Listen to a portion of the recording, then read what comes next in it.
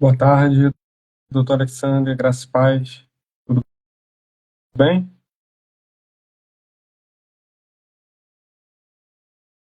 Estou te aceitando aqui. Um minutinho, já iniciamos ao vivo. Nós dois no nosso episódio Fala, de meu hoje. amigo. Tudo bem? Boa Tudo na paz? tarde. Tudo bom e você? Desculpa pela demora que deu pau aqui no Não, Instagram. tudo bem. Tudo bem. Mas estamos, Graças a Deus. estamos ao vivo, graças a Deus. Estamos ao vivo. Nosso terceiro episódio. E vai ser bênção como tem sido. Amém, Amém? amém, amém. Glória a Deus. Sempre. Hoje falando um pouquinho da Bíblia, exatamente, né? Falamos da Bíblia desde o primeiro episódio, mas hoje falando exatamente da Bíblia, né? Falando sobre as mensagens mesmo, né? A revelação através das mensagens. Né? É verdade. Os primeiros episódios tiveram alguns pontos que nós tocamos que a Bíblia faz um silêncio, né? Sim, Mas, mas muito do que nós falaremos hoje, a Bíblia vai estar atestando. E a nossa base principal é a Bíblia sempre. com certeza, com certeza. Com Inclusive, certeza. inclusive hoje nós vamos vir cheio de referências, né? Hoje tudo que nós vamos falar, vamos referenciar justamente pelo Novo Testamento, né? Pelo que é falado na Bíblia, e eu vou te fazer algumas perguntas também referente ao Antigo Testamento também, que acaba sendo referência também. Eu estava lendo Daniel essa Muito bom. semana e Daniel acaba referindo bastante, né, prevendo talvez uma profecia também ao Novo Testamento. Achei bastante interessante, assim. Sim, sim. Daniel é um dos livros mais usados em termos de profecia, um dos livros do Antigo Testamento mais usados no Novo Testamento. Sim. E o pessoal já está online, né, Davi? Já, Entrou aí o Ale, já. minha mãe, sua bênção. Alexandre, um amigão meu particular. Deus abençoe. Tia Gracinha. Seja bem-vindo, tia Gracinha, Deixa eu, Daniel, deixa eu fazer um pedido para a Stephanie rapidinho. por favor. Stephanie, por favor, separa aí o carregador do Alexandre, Tá aqui do já, tá do Alexandre. lado, tá do lado, tá do lado. Tá do lado porque, né? Sempre acaba Tem a que estar, bateria, não tem jeito. verdade. Não tem jeito. Então vamos iniciar? Vamos começar orando ao Senhor?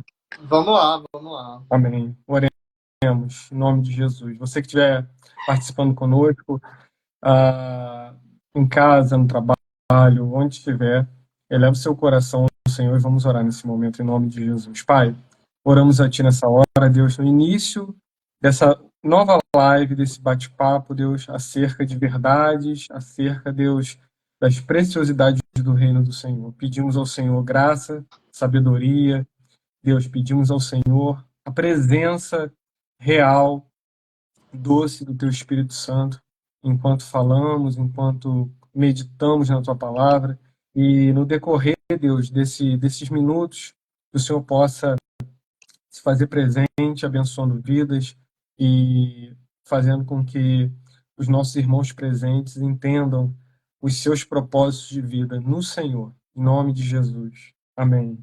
Amém. Amém. Glória a Deus. Glória a Deus.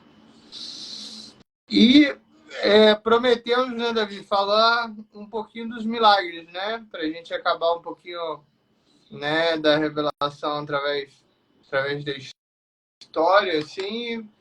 Prometemos falar um pouquinho dos milagres e seguindo a cronologia, o primeiro milagre, a gente já tinha falado anteriormente, foi mesmo o da transformação da água em vinho.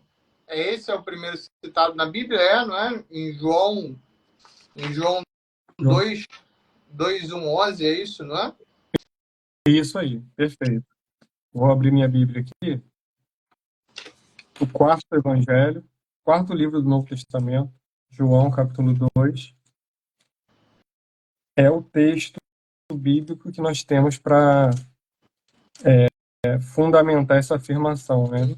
Esse foi o primeiro milagre, e o texto vai dizer: este, o primeiro dos seus sinais miraculosos, Jesus realizou em Caná da Galileia, assim revelou sua glória e seus discípulos creram nele.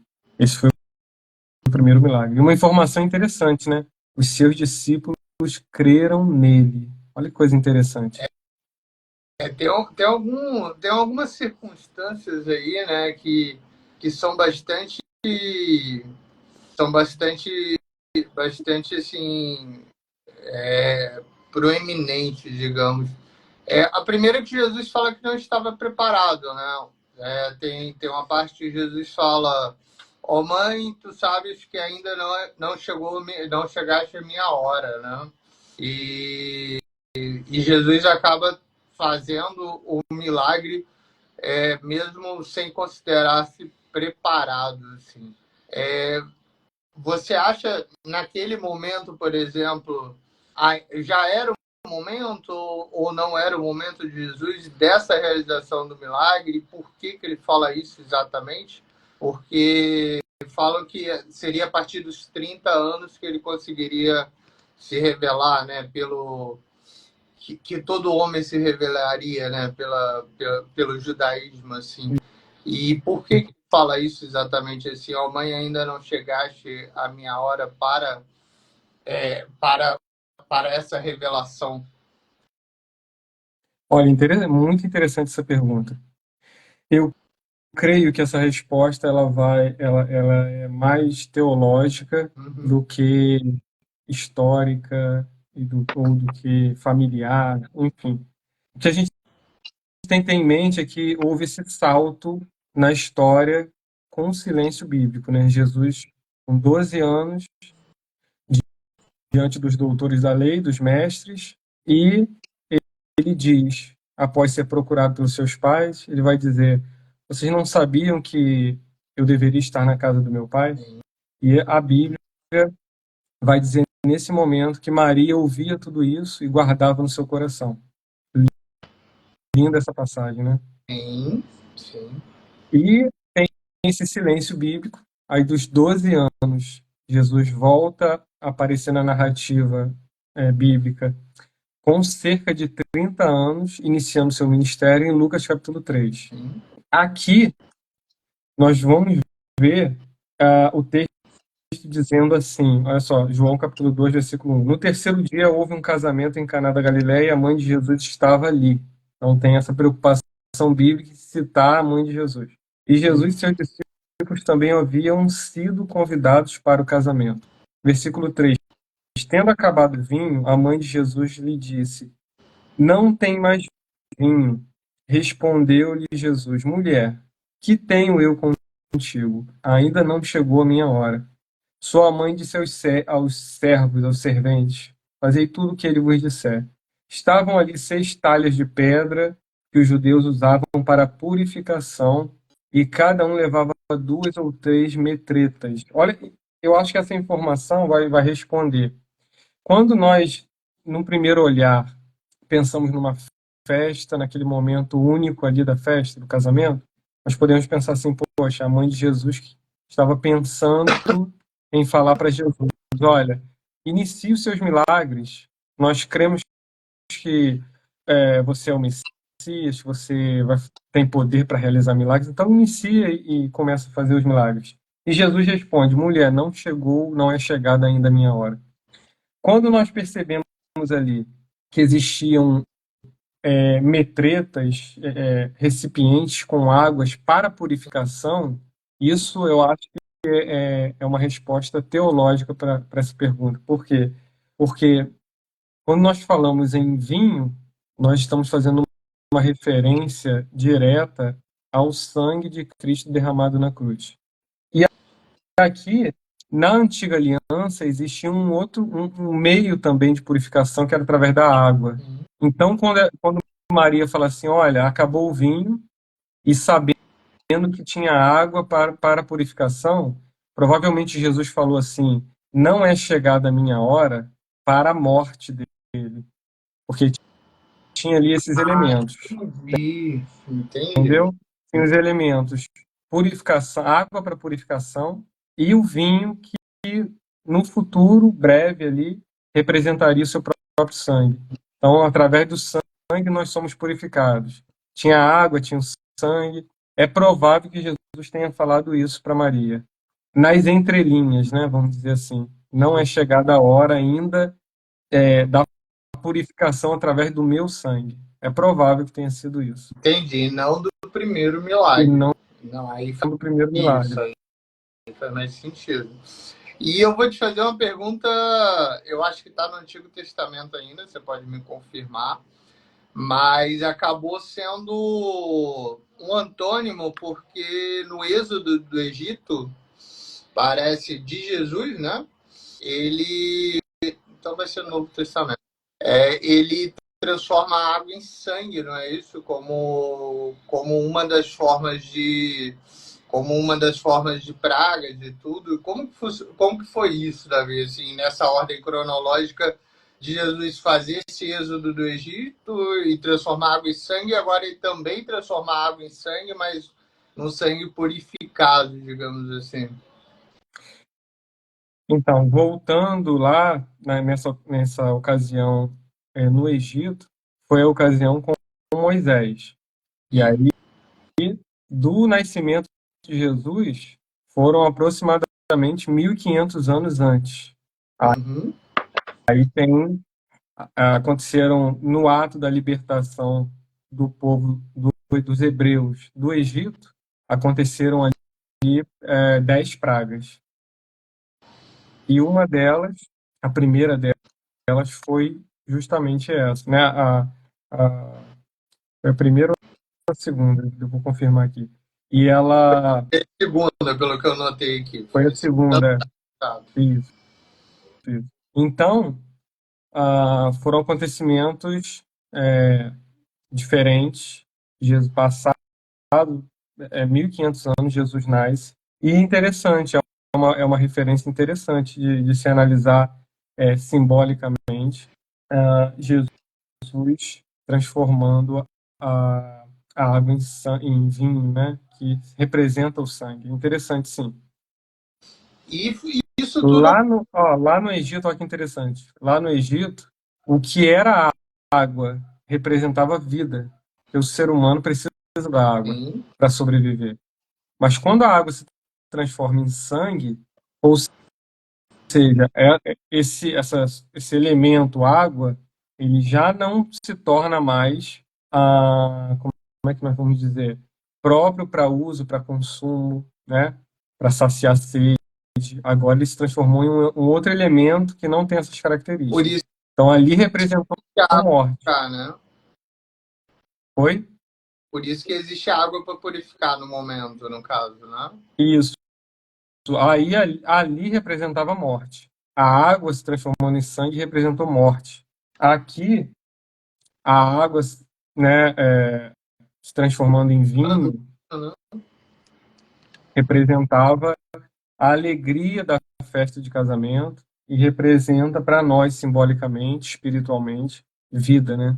O sangue de Cristo representa vida para a nossa vida. Muito Aí ele leva interessante. para sala, né? Não é sala ou salá, não sei como se pronuncia.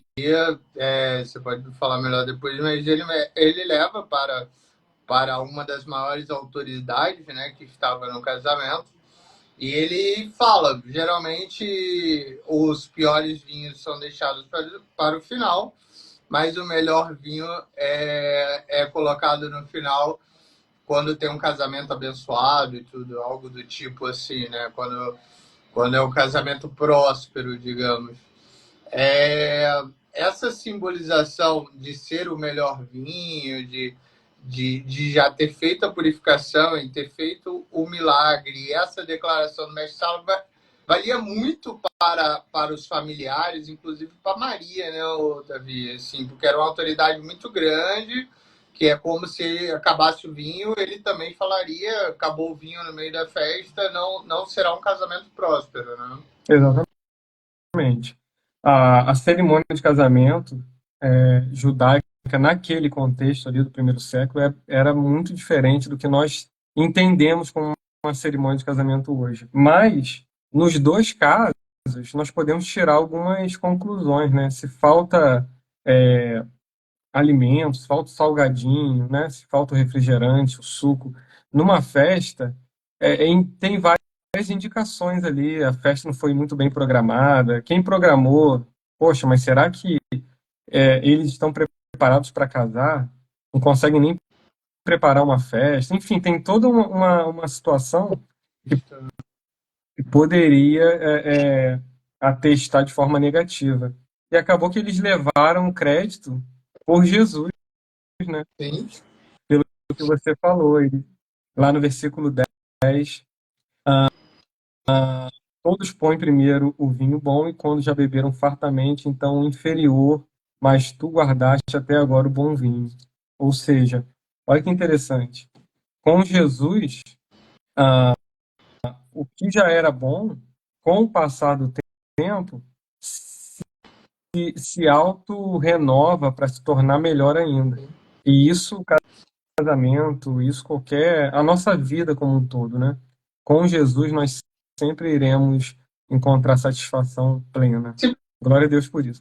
querer ser parecido com Jesus, né? Talvez seja o objetivo de todos, né? Obviamente que é impossível ser igual, porque Jesus era perfeito, né?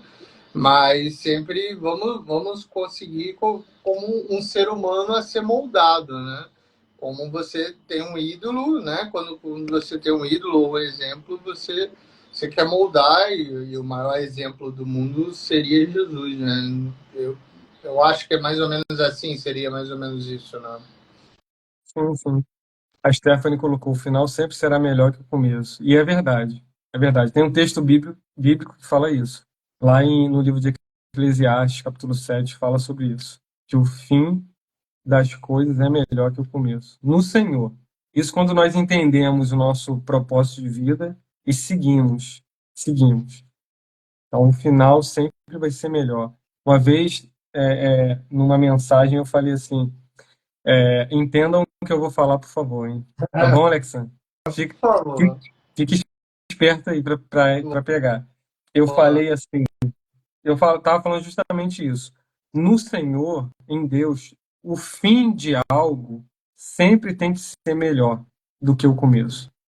Quando nós pensamos, por exemplo, numa construção, né? O objetivo é chegar no final da construção. E nós, às vezes, tendemos a pensar que fim de alguma coisa é algo ruim, porque acabou. E não é. E eu falava assim, quando eu namorava com Jaqueline, minha esposa, na época do namoro, eu falei assim, entendo o que eu vou falar, Alexandre, por Claro, favor. Eu falava assim, eu pensava, eu tô cheio de vontade de que esse namoro chegue logo no final. Porque qual é o final de um namoro em Deus? isso é o casamento. É o início do casamento. Então, eu queria. Eu sei que é um jogo de palavras, mas para a gente entender que o fim de algo não necessariamente é ruim. É ruim. Nós Se não falamos tivesse aquela. no episódio passado, né? Nós falamos que o caminho com Deus, independente se ele for bom ou ruim no início, né? É o caminho certo, né? E no final vai dar certo. Né? Com Sim, Jó, assim, né? com certeza. Com Jó, com É Jó, esse, são esses ciclos que nós vamos vivendo na nossa vida no Senhor e vamos conquistando, vamos crescendo. Glória a Deus. e a vida e o que fica no passado é uma biblioteca, né? Na verdade, a vida só recomeça, né? E o aprendizado continua. Então, às vezes, nós achamos que é o final, mas o que você pegou de bagagem, o que você aprendizado, quando você recomeça esse ciclo, você leva ele todo com você, né? Como o namoro que você estava citando, né? Você pegou Sim, todo sim. o namoro, de aprendizado, tudo isso, e levou para o casamento depois. E é um casamento, graças a Deus, muito bem sucedido, né? E a partir daí, amém, amém. É difícil, viu? Mas estamos bem, estamos bem, estamos bem. Estamos bem. E Inclusive, começou inclusive, a revelação de Jesus, né, David? sim, sim. Inclusive, terça-feira agora, dia 23, nós completamos 14 anos de casados. Amém. Amém. Parabéns, garoto. Glória a Deus. Parabéns. Aguentar esse garoto aí, né? Não deve ser fácil também, né? 14 anos. 14 anos é missão, missão, missão. E continuando, tudo isso ocorre depois da morte de João Batista, foi isso? Porque João Batista é Amém. preso e Jesus fica sabendo, acha que a Jordânia é um local perigoso, apesar de ele estar lá, e depois João Batista acaba falecendo, é isso? E só me acompanha aí na cronologia, que eu não tenho certeza se é essa, mas João Batista é preso, Jesus está na Jordânia, é batizado, e depois Jesus acaba saindo da Jordânia, vai começar seu ministério, e André e João começam a seguir, e ele vai discipulando André e João, quando ele é tentado pelo deserto, provado, e depois inicia Pedro e Filipe a ser seus discípulos também, é mais ou menos isso? É isso, só que João ele vai morrer depois, um pouco depois. Sim. No Evangelho de Mateus, nós vamos, ao caminhar pelos capítulos, João vai morrer lá no capítulo 14. Sim. Então, nesse momento, já teria acontecido o chamamento dos 12, já teria acontecido Jesus falando por parábolas e alguns milagres. O Então, João discipulado, é os discípulos, ele já teria escolhido, no caso, né?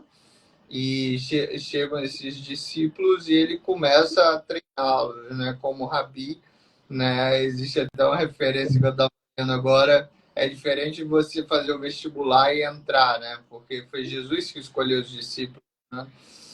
Não é isso? Foi interessante.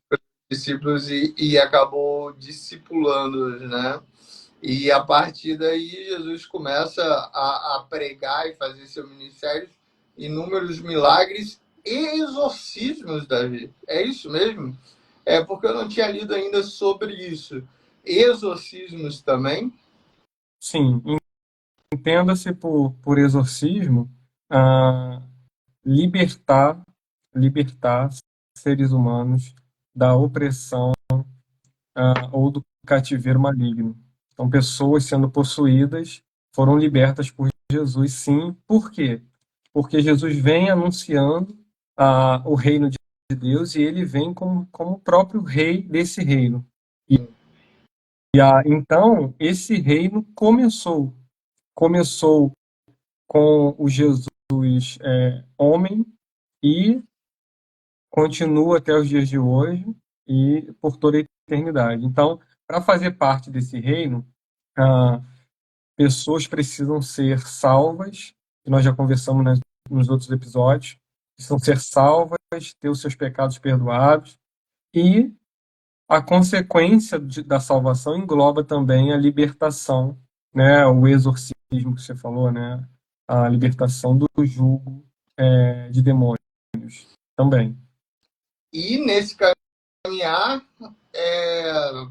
me perdoe se eu também estiver errando, que eu estou ansioso também para ver se eu estou certo também, né, naquilo que eu estudei.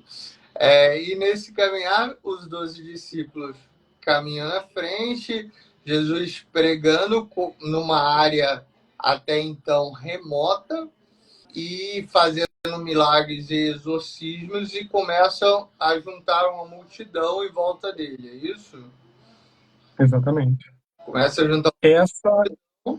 Pode falar, pode continuar aí. esse ajuntar de uma multidão é o resultado que do episódio passado, dos milagres de Jesus. Sim. Então, Jesus deveria falar, expor, ensinar, anunciar, mas isso não era suficiente, porque o povo já estava longe, muito longe de Deus. Então, apesar de ser um povo religioso, estar dentro do judaísmo, estavam longe de Deus nas tradições, enfim. Então, Jesus chama a atenção desse povo. Como? Fazendo milagres. E onde e anunciando. Oi? Fala, pode falar. é a popularidade, né? Popularidade. E popularidade tem um lado bom e tem um lado ruim sempre, Tem né? um lado ruim, com certeza. Com Ele certeza. vai para essa rota, junta essa multidão, a multidão quer ouvi-lo, tem os discípulos, mas a multidão também quer ser alimentada, né? Existem algumas pessoas que querem também, né? É como você falou muito bem no casamento, né? Por exemplo, quando vamos num lugar, sempre tem o coffee break, né? O cafezinho, o lanchinho. Essas pessoas também querem ser alimentadas.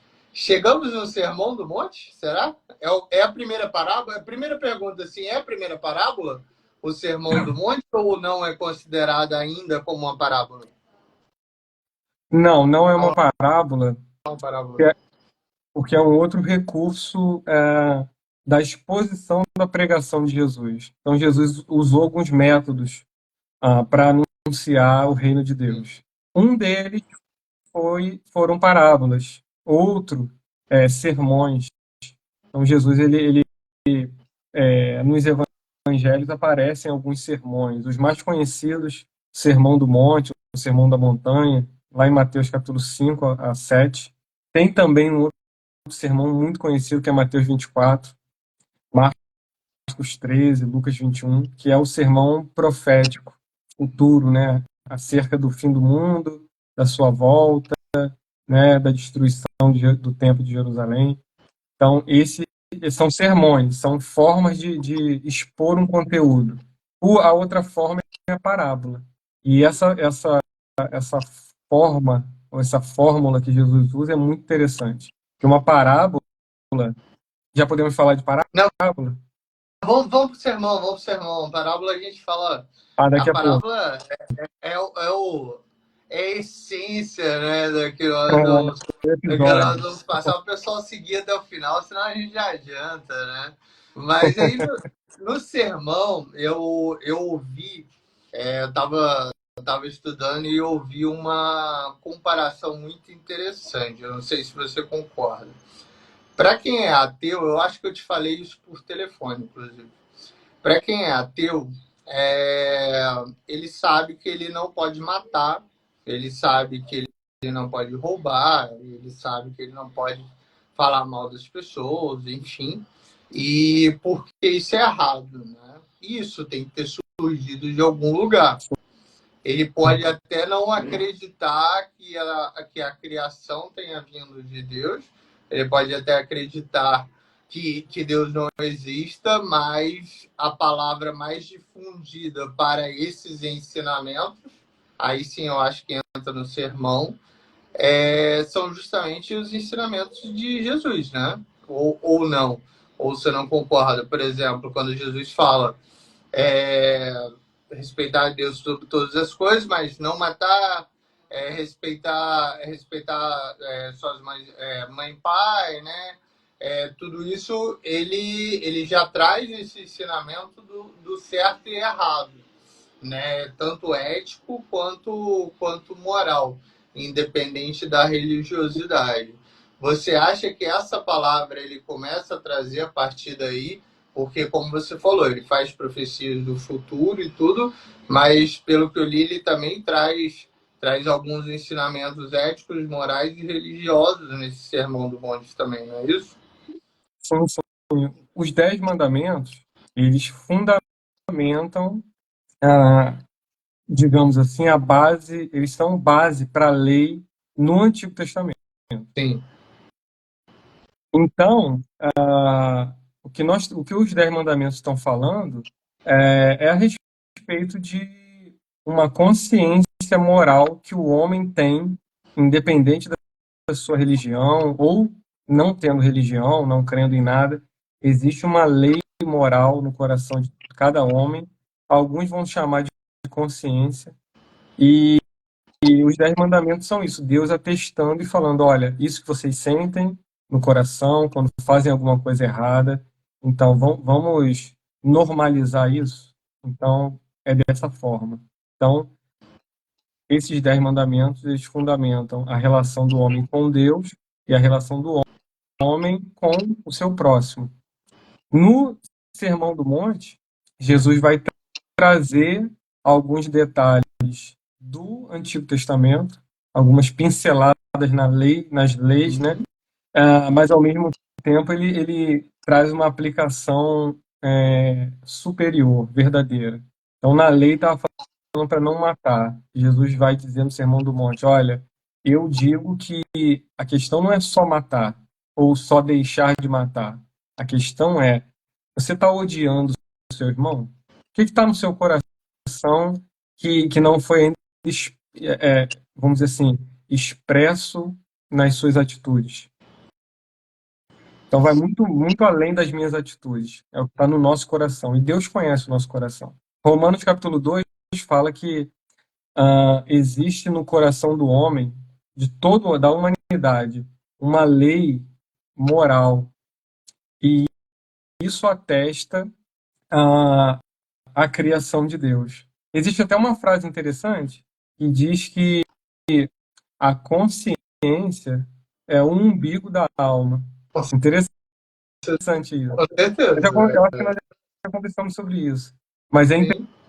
interessante, porque o que prova que eu, Davi, sou descendente, biologicamente falando, dos meus pais, ou de um outro ser humano? Qual é a marca física? É o umbigo, né? O cordão Sim. umbilical, que quando ainda no período de gestação estava lá, né? Você entende melhor do que isso na medicina. Não, mas eu acho que foi perfeito, porque a consciência moral vem da mesma forma, Da né? mesma Porque você forma. acaba adquirindo essas coisas, você pode até realizar, mas você sabe que está realizando de uma forma errônea, né? Você sabe, Uhum. você sente aquele calor no coração que você fala assim, nossa, não deveria ter feito isso e tudo, quando nós nos excedemos, enfim. Né? E fora isso, eu acho que é Mateus que fala, capítulo 5 a 7, ele também fala dos pobres de espírito, né? Dos pobres de espírito e mansos de coração, né? Sim. Então, assim, talvez hoje no mundo atual, com muita internet e tudo, né, nós sempre chegamos a valorizar aquelas pessoas que não são mansas de coração, né? Mas não são consideradas boazinhas. Mas Jesus fala, né, que os pobres de espírito também seria algo de uma consciência moral também, né? Que nós devemos perdoar, ter o perdão como premissa, tudo isso. E ele ensina que, na verdade, na vida, tudo gira em torno disso, né? Tudo gira em torno de como você vai encarar as situações adversas e mudar esse contexto de algo negativo para positivo, né? Ou seja, se você acaba perdoando seu irmão, limpando seu coração, você vai viver muito melhor, independente do seu irmão, né? Você vai viver muito melhor. E isso ele já fazia essa profecia há 2024 anos atrás, é isso? Exatamente. E nós vamos falar um pouquinho mais à frente sobre parábolas e uma parábola especial que fala sobre perdão, né? Isso vai ser bem interessante, mas vamos deixar mais para daqui a pouco. Vou deixar para daqui a pouco. E depois nós passamos por essa parte, já tem os 12 discípulos. Multidão está ali, Jesus falando com a multidão. A pergunta que eu te fiz no episódio passado é: Jesus não tinha microfone, né? Não tinha aquele som desse tamanho assim alto para ele falar com 2.000, 3.000 pessoas. E ele arrumou uma metodologia que eu achei muito interessante quando eu estudei, que é uma metodologia de ir passando essas mensagens, me corrija se eu estiver errado, mas ir passando essas mensagens e os discípulos ir conseguindo difundir juntamente com as pessoas que estavam presentes. Era mais ou menos essa metodologia que ele utilizava, porque quem estava lá no final não estava ouvindo ele em cima do monte, né?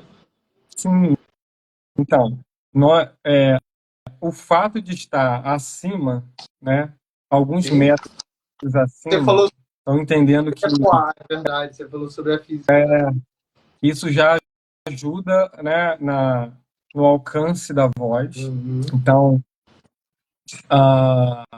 as pessoas elas estavam impressionadas com a autoridade de Jesus, com o método de ensino, e também nós podemos dizer que existia ali um elemento de milagre, né, na expansão da voz, e Jesus, ora, estava no monte anunciando, ora, estava num barquinho e se afastava um pouco da areia ali da praia para conseguir falar, enfim. Então, nós percebemos isso, sim. Jesus, ele...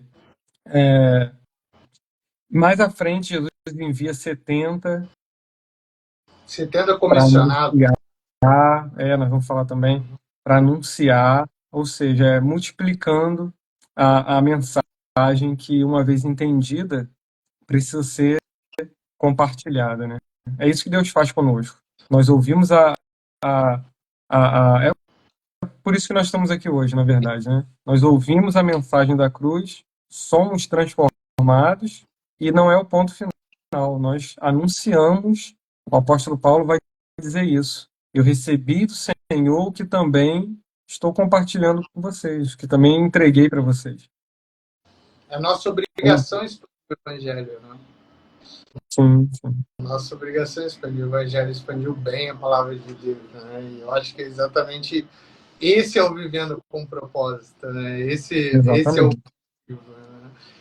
E eles começam a distribuir pães, peixes, é mais ou menos isso, e vai acabando, e depois sobra poucos pães, poucos peixes, e eles falam, Jesus, o que faremos, né? Isso eu anotei aqui, mas pode ir falando. É Marcos, isso está em Marcos, né? 4:26 e está em Mateus 25:31, não é isso? Não, em Marcos E 4:26. os evangelhos narram foi mais de uma vez, mais de um episódio, mas os evangelhos narram. E foi justamente depois de um momento em que Jesus estava anunciando um sermão. Então o tempo foi passando, parece que Jesus se empolgou um pouquinho, Passou né? um pouquinho do tempo, como a gente sempre fala. Passou um pouquinho do tempo programado. Olha o Levi aqui. Passou um pouquinho do tempo. É legal falar da multiplicação com o Levi aqui, por um detalhe que eu vou mencionar. E aí o tempo passou um pouquinho, e aí um dos discípulos chega para Jesus e fala: Jesus, não é melhor despedir, terminar a multidão, o sermão, despedir as multidões, porque já está ficando tarde, enfim. E aí Jesus fala assim: deite comer a eles, vocês. Olha que interessante. E como é que eles vão dar de comer naquele ambiente um pouco mais retirado, né, numa planície com uma elevaçãozinha, enfim, não tinha padaria perto, não tinha nada disso. E aparece Não tinha como pedir no iFood, não tinha nada disso. sabe? Não tem, e nós temos várias facilidades hoje, né? Várias facilidades. E aí apareceu um menininho que tinha lá 5 pães e 2 peixes, e aí Jesus multiplica e alimenta a partir desse lanche de uma criança, de um menino, uma multidão. E milagre. Isso é milagre. Milagre, milagre, sim. E fala nos 4 evangelhos, né? Fala, fala. Fala nos Fala 4 assim. evangelhos. João, Marcos, Mateus e Lucas, né? Falando nos 4 evangelhos. E depois disso, Jesus continua esses sermões e acaba se solidificando como Messias, né? Ele consegue a popularidade, ainda vamos falar do lado ruim, né? Mas a princípio vivendo o lado bom, e ele é solidificado realmente como messiânico, como novo rei, como o cordeiro mesmo de Deus, né, que veio ao mundo. E isso traz algumas divergências, né, traz algumas oposições, pessoas que não acreditaram, ou pessoas com medo de perder mesmo, né, o cargo, enfim. Como que foi isso? Como que Jesus encarou isso perante a Bíblia, assim?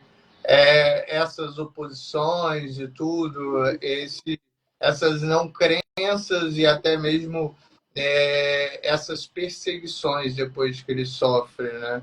Devido a isso. Tanto que tem uma parte da Bíblia que Deus pergunta, que Jesus pergunta a Deus, né? Deus, devemos ir não foi exatamente essas palavras, eu estou falando, mas devemos ir com algum tipo de armas e tudo. E existem os discípulos falando das 12 espadas, e Deus fala: não, esse é o suficiente para proteção. Tanto que Jesus, a princípio, sai da Jordânia também com medo disso, né? Como que isso é visto na Bíblia, assim, essas perseguições, oposições, invejas, enfim.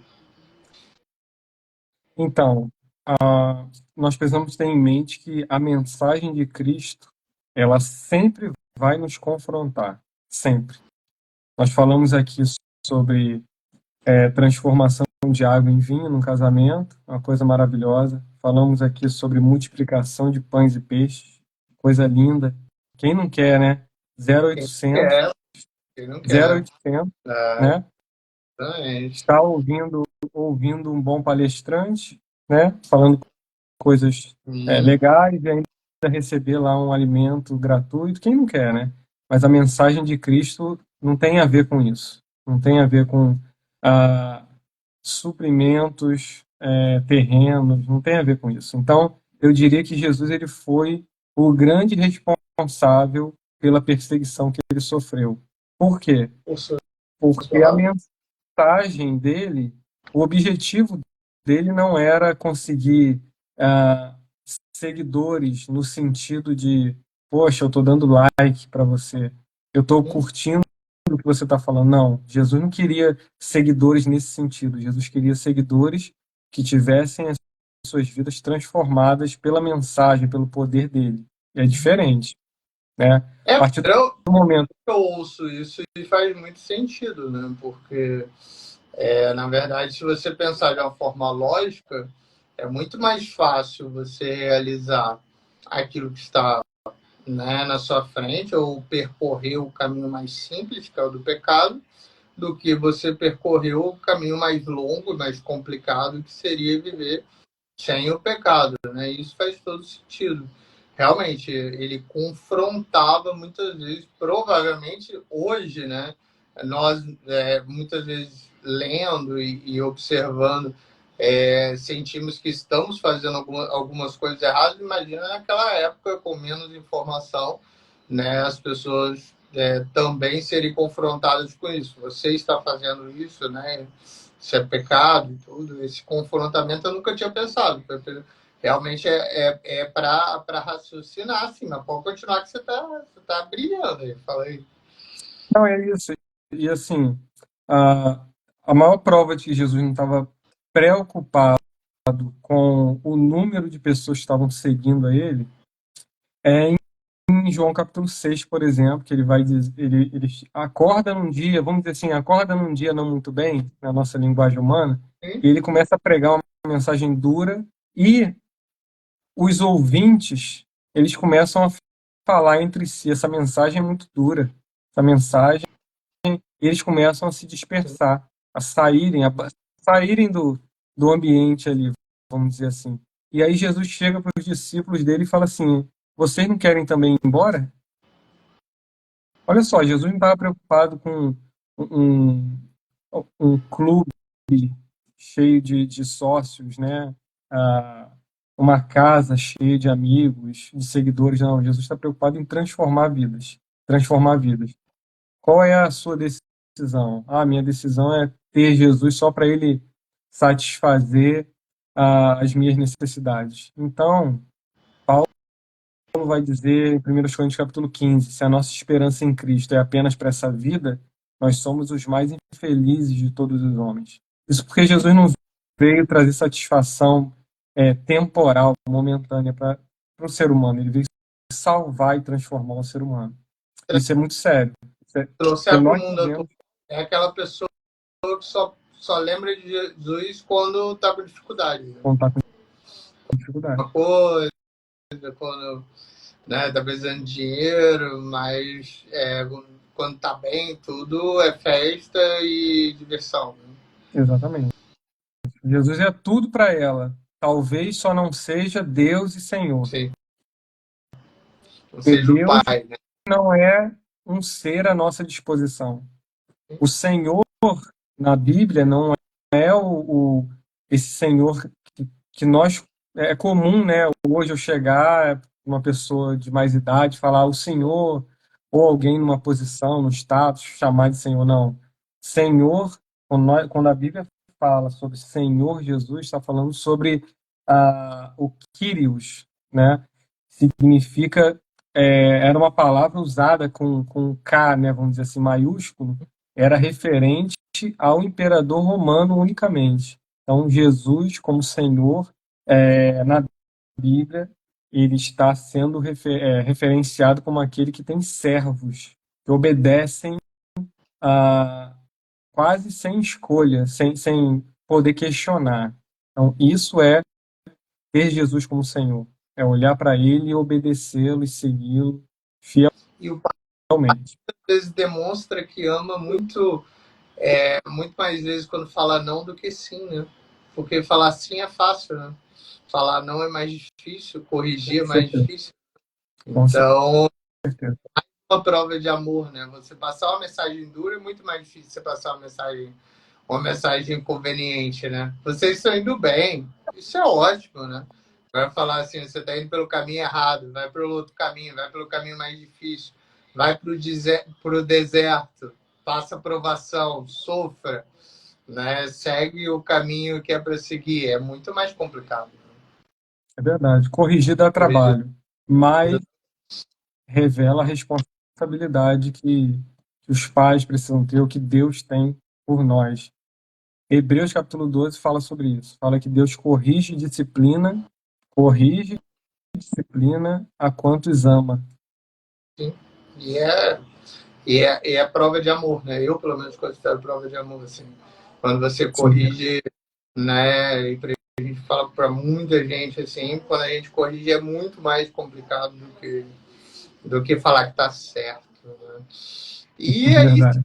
aí sim, indo já para nossas partes finais antes das parábolas, existe a cura do paralítico, né? Em Betesda, em João capítulo 5, é isso? A Isso, cura do isso paralítico. aí. Além dele curar, a Bíblia ainda cita que Jesus perdoou seus pecados. Exatamente. Esse texto é interessante, lá em João capítulo 5, né? Porque diz que existe um tanque lá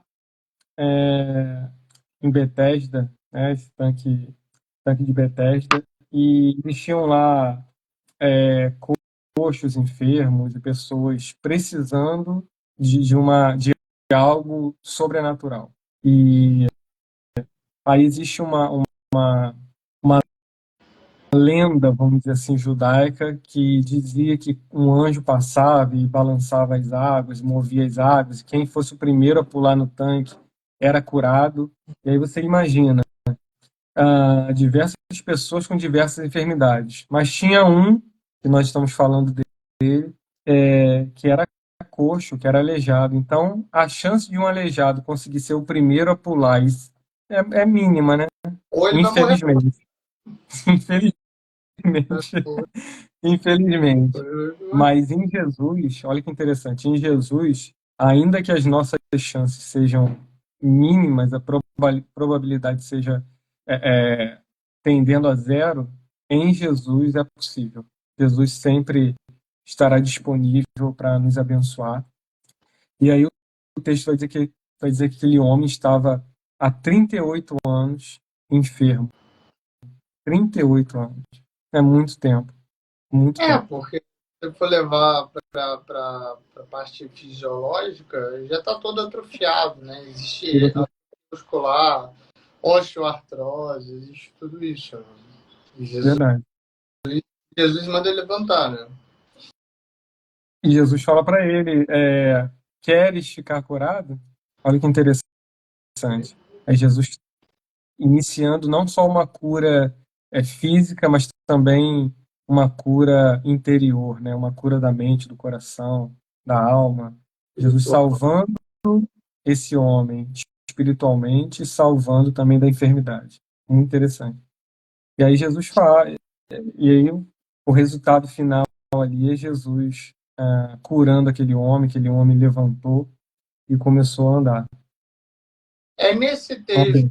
que Jesus, eu posso estar confundindo, mas é nesse texto que Jesus cura num sábado, e Jesus fala, segue seu caminho, e depois há a perseguição, é nesse mesmo texto? Tá? Sim, sim. É, Eles falam que não pode trabalhar, né, durante o sábado. O sábado é sagrado, mas Jesus não fala para ele trabalhar, né? Jesus fala para ele seguir seu caminho, né? E depois é, começa aí a oposição de Jesus, talvez, né? Começa a perseguição atrás de Jesus, né?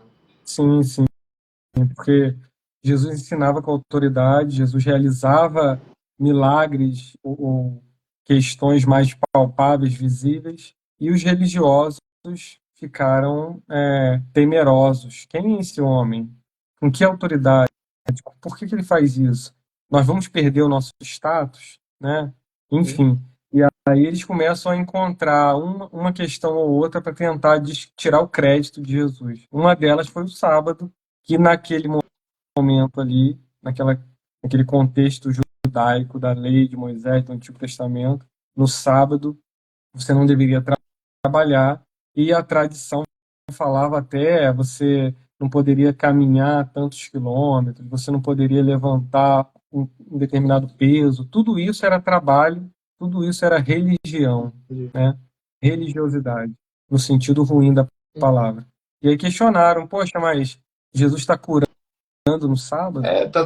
Olha só, né? O nível, né? Não, e assim, nós não vamos citar, né, profundamente, assim, mas você falou sobre aqueles que eram rabis, né, ou seja, considerado mestre, que curava e tudo, os religiosos da época.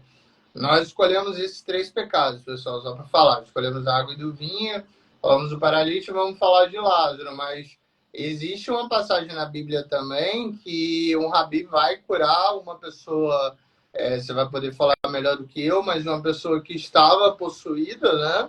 E esse rabi tenta, era uma grande autoridade na época, tenta curar, não consegue, e depois Jesus vai e eu acho que ele é tocado, algo do tipo assim, e Jesus consegue curar, e esse rabi acaba chamando as outras autoridades religiosas para se voltarem contra Jesus, não foi isso? Sem se Existem, aprofundar. sim, sim, em 15 segundos. Existem duas passagens nesse sentido. Uma, os discípulos de Jesus tentaram expulsar um demônio de um jovem, eles não conseguiram, e aí eles vieram a Jesus e Jesus expulsou o demônio. E um outro momento lá no livro de Atos, esse foi Mateus 17, no livro de Atos, da mesma forma que Paulo expulsava demônios, o apóstolo Paulo, algumas pessoas olharam, judeus lá, não convertidos ao cristianismo ainda, olharam e falaram, vou tentar também fazer, e não conseguiram. E não só não conseguiram, foram também meio que bagunçados lá, apanharam lá. E aí É, Jesus consegue, né? E começa toda essa parte da oposição, né? Onde nós vamos falar um pouquinho ainda, mas eu acho que é principalmente no outro episódio, no próximo episódio, que vamos falar já da parte final, já no quarto episódio. Mas, e agora, falando um pouquinho de Lázaro, aí eu gostaria que você me explicasse, porque é uma história bastante complexa e difícil de entender. Marta chega para Jesus, né, e fala, Jesus, aquele que você ama, né, eu falando com minhas palavras, depois você vai poder citar aí exatamente, aquele que você ama está muito doente e próximo a falecer. E a Bíblia também cita que Jesus amava não só Lázaro, mas também Marta, né? Como seres humanos. Marta, Maria também. Marta, Maria, exato. Amava-os, né? A família, enfim. E Jesus fala, não, eu tenho que acabar meu sermão e depois eu vou ver Lázaro, né? E isso chega a mensagem para Jesus que Lázaro faleceu. Jesus vai até Lázaro, ainda demora 2 dias. Eu não sei se é exatamente essa cronologia ou se significa literalmente essa cronologia, mas Jesus ainda demora 2 dias para chegar até Lázaro. Lázaro já está enterrado, né? Já está na cova da época, né? No velório, enfim, mas já está lá há 3 dias em óbito, e Jesus, 4 dias em óbito, 4 dias em óbito, e Jesus fala, levante e anda. Primeira pergunta é, óbvio, Jesus tinha o poder de curar à distância, e eu imagino a resposta, mas eu gostaria muito de você falar sobre isso. Primeiro, Jesus tinha o poder de curar à distância. Segundo, Jesus amava a família, ou seja, ele curava pessoas desconhecidas, mas aquela família que ele tanto amava, que era próximo, ele fez questão de chegar 4 dias depois do óbito. A terceira pergunta que também ficou é assim, Lázaro, existe alguma, isso eu não consegui achar realmente, essa proximidade entre Jesus e Lázaro, existe algo na Bíblia que falam Lázaro seguia Jesus ou não? Se você pudesse explicar um pouquinho a história, que é uma história que existe algumas nuances, né? E depois a gente vai falar um pouquinho da nuance fisiológica, assim, dos 4 dias em óbito, né? Que é uma nuance bastante predominante, assim. Em 15 segundos vai encerrar aqui a nossa live. Eu vou iniciar, tá Beleza. bom? Então, todos presentes aí, por Por favor, favor. retornem, porque Lázaro ressuscitou. Agora estamos chegando ao final